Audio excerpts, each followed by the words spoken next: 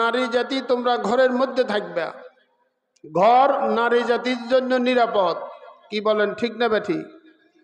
ঘর নারী জাতিদের জন্য, মা বোনদের জন্য নিরাপদ।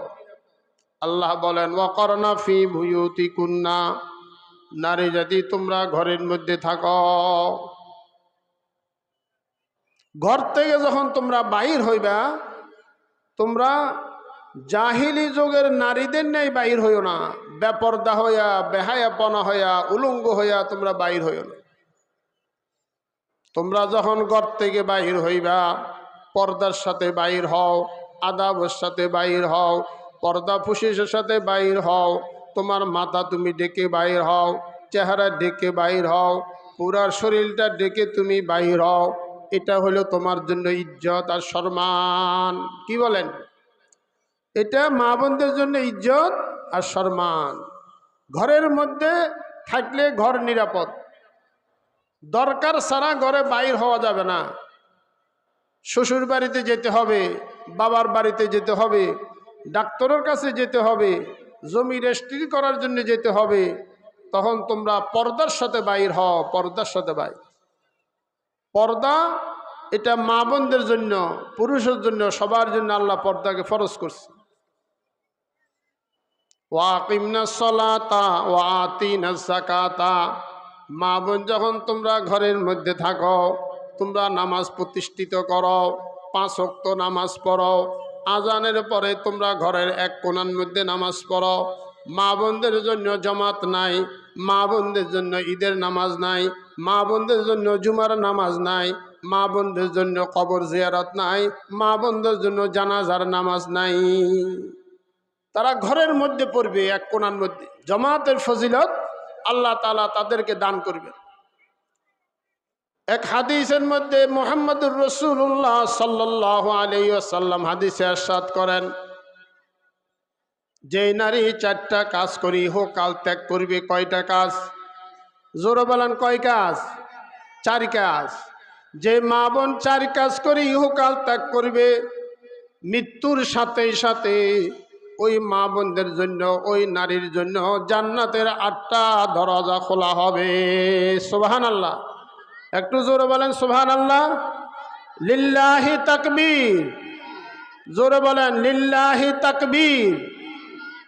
याद हक दुनिया में सुबह शाम कर, याद हक दुनिया में सुबह शाम कर, जिसलिए आया है तू वो काम कर। सब समय আল্লাহর নাম মুখের মধ্যে রাখার চেষ্টা করবেন। আল্লাহর নাম যত বেশি নিবেন, যত বেশি আল্লাহর নামের জিকির করবেন, আপনার দিলের মধ্যে আল্লাহ তাআলা শান্তি দান করবেন। বলেন সুবহানাল্লাহ। আল্লাহ বিযিকিরিল্লাহি তাতমাইন্নুল কুলুব। ना दुनिया से, ना दौलत से, ना घर आबाद करने से, ना दुनिया से, ना दौलत से, ना घर आबाद करने से तसल्ली दिल को होती है खुदा को याद करने से।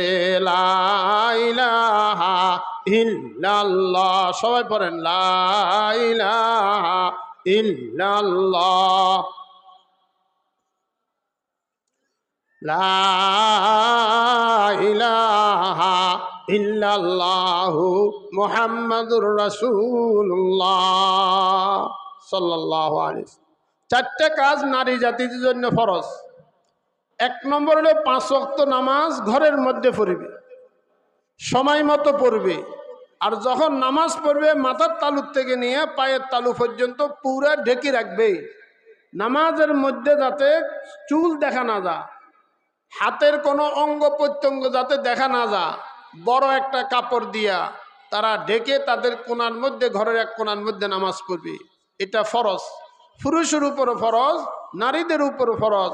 পুরুষ জামাতের সাথে মসজিদ আদায় করবে, আর মা বোন ঘরের কোণার মধ্যে আদায় করবে। পুরুষ মসজিদের মধ্যে জামাতের সাথে আদায় করবে। 40 দিন যদি কোনো পুরুষ তকবীর উলার সাথে 40 দিন নামাজ পড়ে, 40 দিন নামাজ পড়ে তকবীর উলার সাথে, আল্লাহর নবী মুহাম্মদ আরবি সাল্লাল্লাহু আলাইহি ওয়াসাল্লাম বলেন, ওই পুরুষের জন্য দুইটা পুরস্কার, বলেন সুবহানাল্লাহ। ওই পুরুষের জন্য দুইটা পরওয়ানা, একটা হলো মুনাফিকের থেকে তার নাম কাটা যাবে, দুই নম্বর হলো জাহান্নাম থেকে তার নাম কাটা যাবে। সুবহানাল্লাহ। ক্বালা রাসূলুল্লাহ সাল্লাল্লাহু আলাইহি ওয়াসাল্লাম মান সাল্লা লিল্লাহি 40 ইয়াওমান ফি জামাআতিন কুতিবা লাহু বারাআতান, বারাআতুম মিনান নার ওয়া বারাআতুম মিনান নিফাক। এই জন্য আমার ভাইরা, যুবক ভাইরা, বুড়া বাবাজিরা, মসজিদের মধ্যে গিয়া জামাতের সাথে নামাজ পড়িবা। এই মসজিদের মধ্যে যে তুমি যাইবা, যে রাস্তা দিয়ে তুমি হেঁটে হেঁটে যাইবা, প্রতি কদমে কদমে তোমার জন্য ফেরেশতা নেকি লিখতে থাকবেন। সুবহানাল্লাহ। তুমি যে ওযু করছো, ওযুর সাথে তোমার গুনাহ, সগীরা গুনাহ মাফ হইয়া যাবে। যখন তুমি নামাজ পড়বা, ওই নামাজের সাথে তোমার জীবনের যে সগীরা গুনাহ আছে, ছোটখাটো গুনাহ আছে, এই গুনাহগুলি আল্লাহ তাআলা মাফ করিয়া দিবেন। বলেন সুবহানাল্লাহ। এই নামাজ সবার উপরে ফরজ, সবার উপরে ফরজ। এমন একটা গুরুত্বপূর্ণ ইবাদত যে নামাজের মধ্যে জিকির আছে, কোরআন শরীফের তেলাওয়াত আছে, দুরূদ শরীফ আছে, যে নামাজের মধ্যে পবিত্রতা আছে, যে নামাজের মধ্যে আল্লাহর সাথে বন্দার সম্পর্ক, নামাজের মাধ্যমে বন্দা আল্লাহকে পাবে। এই জন্য আমার মা বোন, 5 ওয়াক্ত নামাজ তোমাদের উপরে ফরজ। এটা হলো 1 নম্বর। 2 নম্বর হলো রমজানের রোজা ফরজ। রমজানের রোজা এটা হলো ফরজ, রমজানের রোজা আদায় করিবা। 2 নম্বর নফল রোজার মধ্যে প্রতি মাস 3টা দিন রোজা করতে হয়, এটাকে বলে আইয়ামে বাইস। 13, 14, 15 প্রতি চাঁদের 13, 14, 15 তারিখ রোজা করা, এটা মুস্তাহাব, সওয়াব। এই জন্য এই রোজা আমরা করতে পারি। নবী আলাইহিস সালাতু ওয়াস সালাম সপ্তাহে 2টা দিন রোজা করতেন, সোমবার আর বৃহস্পতিবার। এই জন্য মা বোন, সোমবার আর বৃহস্পতিবারের দিন যদি আল্লাহ তোমাকে তৌফিক দান করে, আমার বাবাজিরা যারা আল্লাহ তাআলা যাদেরকে তৌফিক দান করেন, এই 2 দিন রোজা করার চেষ্টা করবেন। একদিন যদি আপনি নফল রোজা করেন, একটা দিন যদি নফল রোজা করেন, আল্লাহর নবী বলেন একটা কাউয়া জন্মের পর থেকে সেই কাউয়া উড়া শুরু করলো, জন্মের পর থেকে কাউয়া উড়া শুরু করলো, মরণ পর্যন্ত যতটুকু পর্যন্ত সে দূরে যাবে, অতটুকু পর্যন্ত যে ব্যক্তি একদিন নফল রোজা আদায় করবে, জাহান্নাম তার থেকে দূরে সরবে। সুবহানাল্লাহ। এই জন্য নফল ইবাদত করতে হয়, ফরজের সাথে নফলও করতে হয়। ফরজের মধ্যে কোনো কমি হলে নফল দিয়ে এটা কি হবে? পূরণ করা হবে। আমার নবী 2 দিন রোজা করতেন। কেন রোজা করতেন? কিতাবের মধ্যে আছে 2 কারণে নবীজি রোজা করতেন। একটা কারণ হলো আমাদের আমলনামা আল্লাহর কাছে পৌঁছেন সোমবারের দিন, আমাদের আমলনামা আল্লাহর কাছে পৌঁছেন বৃহস্পতিবারের দিন। নবী আলাইহিস সালাতু ওয়াস সালামের মনের তামান্না, আমার আমল যখন আল্লাহর কাছে পৌঁছবে, সেই অবস্থা যাতে আমি রোজা অবস্থায় আমার আমল আল্লাহর কাছে পৌঁছে, এই জন্য নবীজি সোমবার আর বৃহস্পতিবার দিন রোজা করতেন। 2 নম্বর, নবীজি বলেন আমার জন্ম হলো সোমবার, জন্ম সোমবার, এই জন্য নবীজি সোমবারের দিন রোজা করতেন। এই জন্য আমার মা বোন, নফল রোজা আপনি করতে পারেন, এটা 2 নম্বর আমল। 3 নম্বর আমল হলো মা স্বামীর খেদমত। স্বামী এটা মা বোনদের জন্য গুরুত্বপূর্ণ জিনিস। সন্তানের জন্য গুরুত্বপূর্ণ হলো মা বাপ। সন্তান মা বাবার খেদমত করবে, আর স্ত্রী তার স্বামীর খেদমত করবে। স্বামী যখন ডাকে, রুটি তৈয়ার করতেছে, রুটি তৈয়ার করতেছে, অর্ধেক রুটি হয়েছে আর অর্ধেক এখন হয় নাই, তাওয়ার উপরে আছে, চুলার উপরে আছে, এমন সময় স্বামী ডাকলো। কিতাবের মধ্যে লেখে মা তুমি তোমার রুটি দেখে তুমি তোমার স্বামীর ডাকে সাড়া দাও। তোমার রুটি নষ্ট হোক, তোমার রুটি জ্বলিয়া যাক, তারপরও তোমার স্বামী যাতে কষ্ট না পায়। স্বামী বড় গুরুত্বপূর্ণ জিনিস। কিতাবের মধ্যে লেখে আল্লাহ রাব্বুল ইজ্জত আল্লাহকে সেজদা বাদ দিয়ে যদি পৃথিবীর মধ্যে কোনো মানুষকে সেজদা করার হুকুম করতেন, আল্লাহ তাইলে নারী জাতিকে বলা হইতো তোমরা তোমাদের স্বামীকে সিজদা করো। স্বামী বড় গুরুত্বপূর্ণ জিনিস। এই জন্য মা বোন, কিতাবের মধ্যে আছে যেই নারী তার স্বামীর সাথে ঝগড়া ফাসাদ করে, যেই নারী স্বামী যা কিছু নিয়ে আসে এটা তার পছন্দ হয় না, স্বামীর সাথে সবসময় দুর্ব্যবহার দেয়, স্বামীর সাথে ঝগড়া ফাসাদ করে, ওই ঘরের মধ্যে শান্তি আর রহমত আর বরকত আসবে না। এই জন্য আমরা যারা আমাদের যাদের স্বামী আছে, স্বামীর সাথে ভালো ব্যবহার দেওয়া, স্বামীর সামনে সুন্দর কাপড় পরিপাটি হয়ে তার সামনে থাকা। কিতাবের মধ্যে লেখে জান্নাতি নারীর কিছু আলামত, তার মধ্যে একটা আলামত আছে, যেই নারীর ব্যবহার দেয়া তার স্বামী খুশি, যেই নারীর পোশাক দেখি তার স্বামী খুশি, যেই নারীর কথা কালাম শুনে তার না স্বামী খুশি, তার আমল আখলাক দেখে, তার ব্যবহার দেখে, তার পরিপাটি দেখে, তার কাজ কাম দেখে স্বামী খুশি, ওই নারীটা হলো জান্নাতি নারী। বলেন সুবহানাল্লাহ।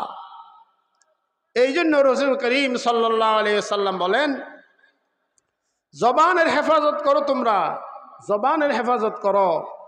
দুই জিনিসের জিম্মেদারি যদি তোমরা নাও, তার নবী আলাইহিস সালাতু ওয়াস সালাম বলেন আমি তোমার জান্নাতের জিম্মেদার হয়ে যাব। বলেন সুবহানাল্লাহ।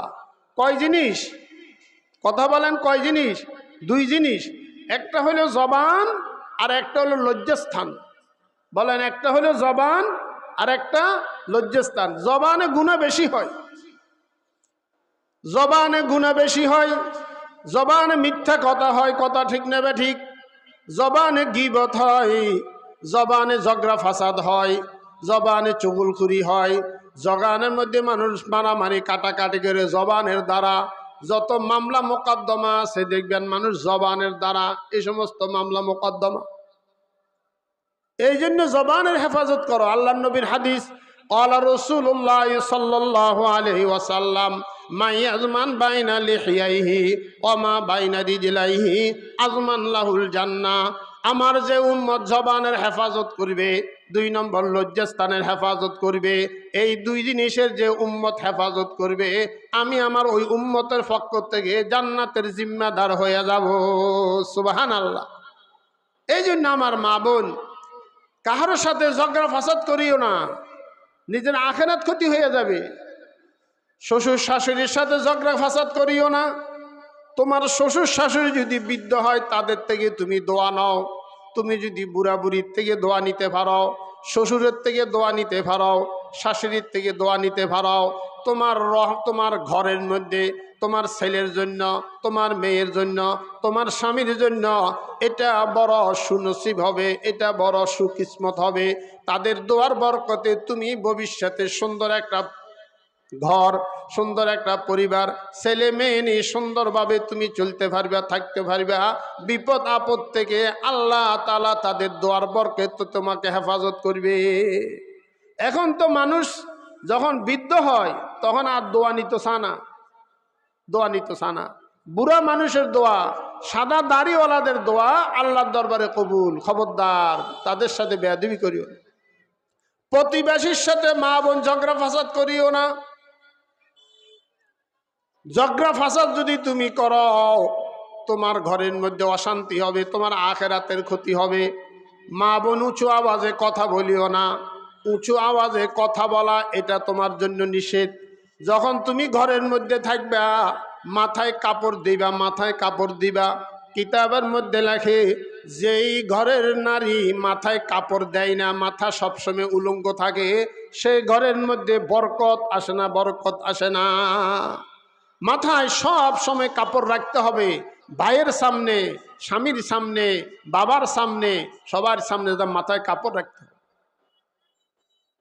তো বলতেছিলাম নবী আলাইহিস সালাতু ওয়াস সালাম হাদিসে ইরশাদ করেন, এক মহিলার ব্যাপারে আল্লাহর নবীর কাছে বিচার গেছে। কি বিচার? ওই মহিলার নামাজ আছে, রোজা আছে, জিকির আছে, তেলাওয়াত আছে, সব ইবাদত বন্দেগী তার আছে, কিন্তু তার মধ্যে একটা দোষ আছে। একটা দোষ। কি দোষ?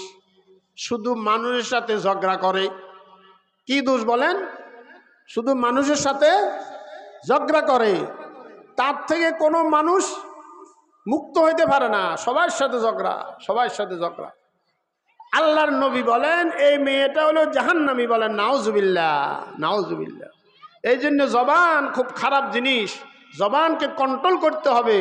হযরত আবু বকর সিদ্দিক রাদিয়াল্লাহু তাআলা আনহু একদিন জবানকে এরকমভাবে ধরছেন, এভাবে ধরি টানতেছেন, আর গাছের নিচে বসিয়ে টানতেছেন জবান ধরি। হযরত ওমর ফারুক রাদিয়াল্লাহু তাআলা আনহু বলেন, ভাই আবু বকর, তুমি তোমার উপরে, নিজের উপরে একটু রহম করো, রহম করো, কেন নিজেকে এত কষ্ট দিচ্ছ?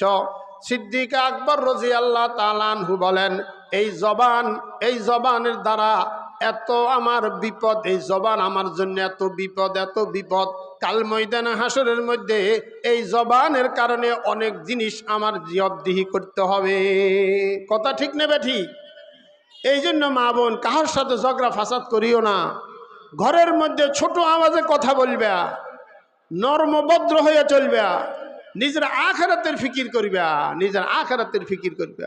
সব তোমার ঘরের মধ্যে আছে, আখিরাত তোমার ঘরের মধ্যে নাই। জিকির তোমার ঘরের মধ্যে নাই, কোরআন তেলাওয়াত তোমার ঘরের মধ্যে নাই, নামাজ তোমার ঘরের মধ্যে নাই, পর্দা ফসিদা তোমার ঘরের মধ্যে নাই। তুমি সবারই খেদমত করো, তুমি তোমার জীবনের খেদমত করো না, তুমি পরকালের চিন্তা করো না, তুমি আখিরাতের চিন্তা করো না, তুমি তোমার জান্নাতের প্রস্তুতি নাও না, কবরের প্রস্তুতি নাও না। সবারই তুমি দাম দিয়েছো মা, কিন্তু তুমি তোমার দাম বুঝো নাই। তাই আল্লাহর আরেফ বলেন, কিমতে হর চিজ রাদা নিচে চিজ, কিমতে খুদরানে দানি আহমকিস। সবাই তোমার সাথে কবরে যাবে না, বলেন? আপনি মৃত্যুর পরে আপনার সাথে কবরে যাওয়ার লোক পাবেন না, কান্দুন্যা লোক পাবেন। কথা ঠিক নেবে ঠিক? মরার পর আপনার জন্য কানবে, কে আপনার জন্য কবরে যাবে না রে মা। मरने वाले सब हैं, जीने वाले कोई नहीं, मरने वाले सब हैं, जीने